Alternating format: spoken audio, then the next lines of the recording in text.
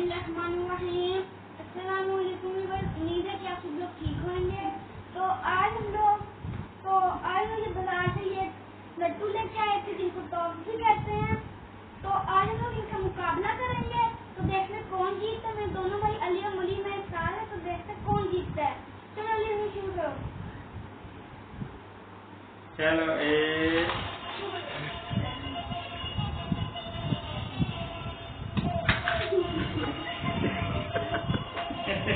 तीन बारियां करनी पड़ेगी। लाओ इसकी दोबारा चाबी देते हैं।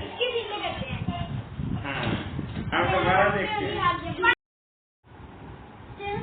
शुरू करते हैं। 1 2 3 क्लब करते हैं। शुरू करो।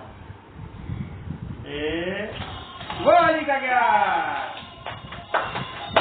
शाबाश, दोनों के चल रहे हैं अच्छी तरह से।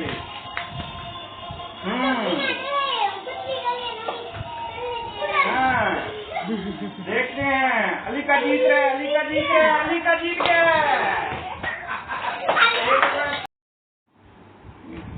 अभी आखिरी राउंड, ये फाइनल राउंड है। तो दोनों प्लेयर बहुत सख्त हैं। तो चलो शुरू करते हैं। Ready steady Apple and go. चलो